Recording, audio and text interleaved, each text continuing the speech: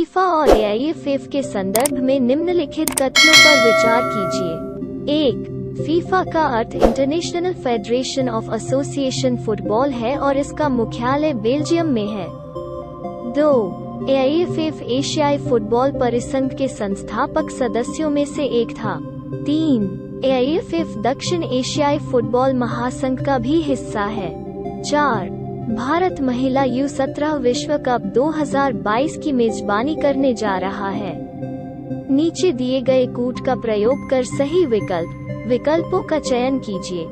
1 और 4, B 1, 2 और 3, C 2, 3 और 4, D 1, 2, 3 और 4।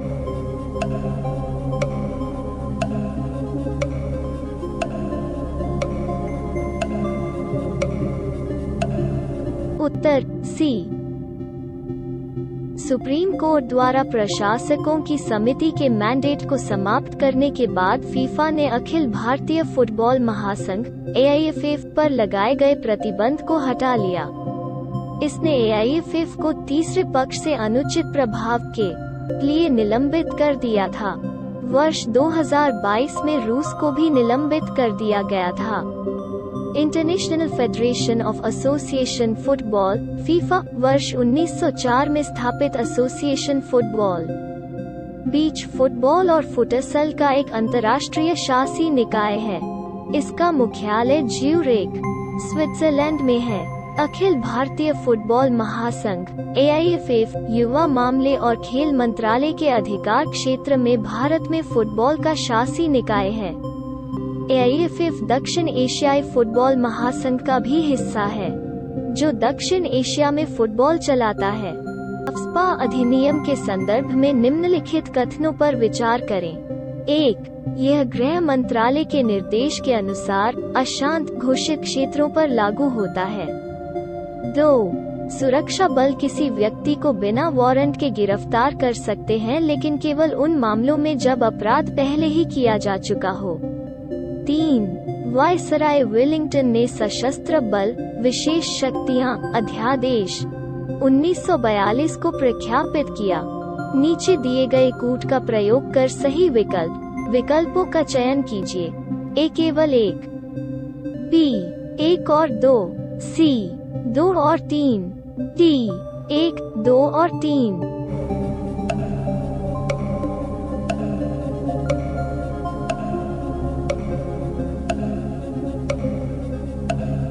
उत्तर ए। इस कानून की उत्पत्ति वर्ष 1942 में सशस्त्र बलों विशेष शक्तियां अध्यादेश से हुई है, जिसे ब्रिटिश वायसराय लिनलिथ ने 1942 में विशेष रूप से असम और बंगाल में भारत छोड़ो आंदोलन के दौरान विद्रोहियों को वश में करने के लिए अधिनियमित किया था। कानून को सशस्त्र बल विशेष शक्तियां अधिनियम 1958 के रूप में अपने नए प्रारूप में लागू किया जाना जारी है। यदि किसी राज्य का राज्यपाल भारत के राजपत्र में अधिसूचना जारी करता है तो केंद्र सरकार के पास नागरिक अधिकारियों की सहायता के लिए सशस्त्र बलों को तैनात करने का अधिकार है। सुरक्षा बल बिना वारंट के भी किसी को गिरफ्तार कर सकते हैं और बिना सहमति के तलाशी ले सकते हैं। ये अधिनियम अशांत क्षेत्रों में सेना के अधिकारियों को कानून का उल्लंघन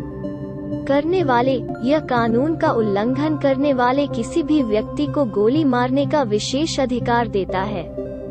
मानवाधिकारों के कथित उल्लंघन के लिए ड्यूटी पर तैनात अधिकारी के अभियोजन के लिए केंद्र सरकार की पूर्व अनुमति की आवश्यकता होती है। हाल ही में खबरों में रहे जोरावर का संबंध किससे है? ए बैलिस्टिक मिसाइल प्रौद्योगिकी, B रोबोटिक विमान जो एक पायलट द्वारा दूर से नियंत्रित किया जाता है, C पनडुब्बी रोधी युद्ध तकनीक, D armoured fighting vehicle Indian light tank.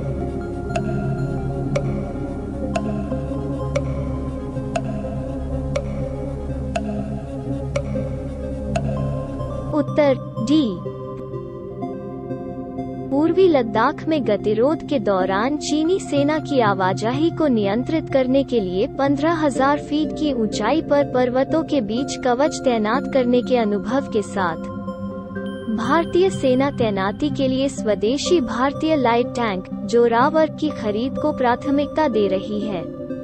Zorawar armoured fighting vehicle Indian light tank है, जिसे स्वदेशी रूप से निर्मित करने की परिकल्पना की गई है।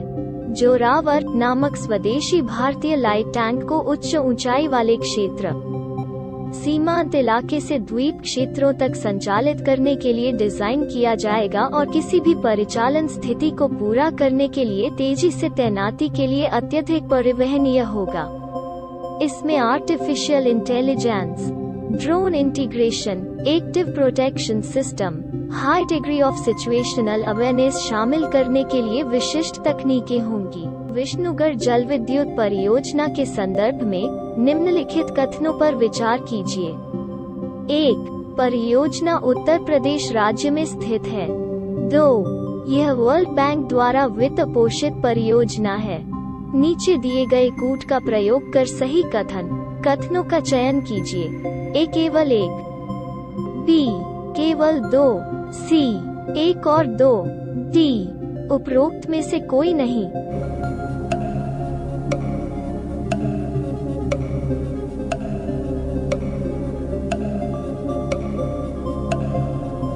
उत्तर बी।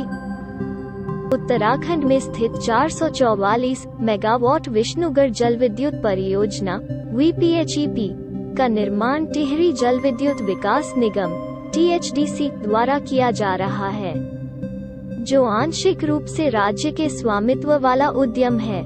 परियोजना मुख्य रूप से विश्व बैंक द्वारा वित्त पोषित है और वर्ष 2011 में स्वीकृत की गई थी।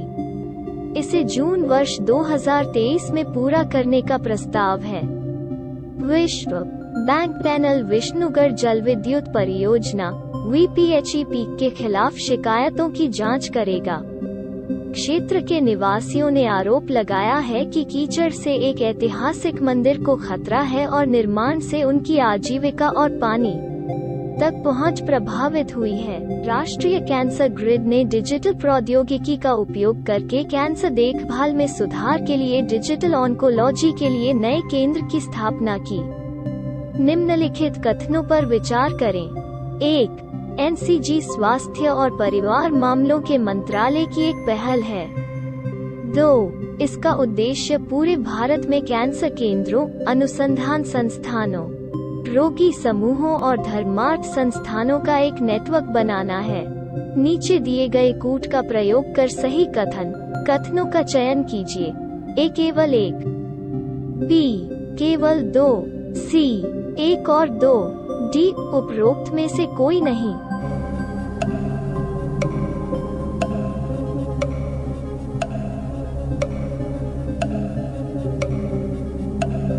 उत्तर B।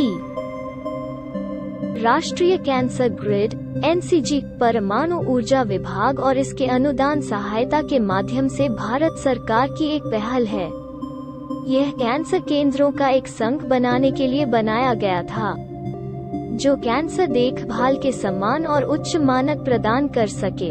अभिप्राय और उद्देश्य: पूरे भारत में कैंसर देखभाल के एक समान मानक को विकसित और कार्यान्वित करना, कैंसर रोगियों के लिए अत्याधुनिक सेवाओं की पेशकश करना, कैंसर देखभाल की बढ़ती आवश्यकता से निपटने के लिए मानव संसाधन तैयार करना, भारत में कैंसर के किफायती इलाज की पेशकश करने के लिए क्लिनिक और प्रयोगशाला में प्रत्यक्ष कैंसर अनुसंधान को बढ़ावा देना।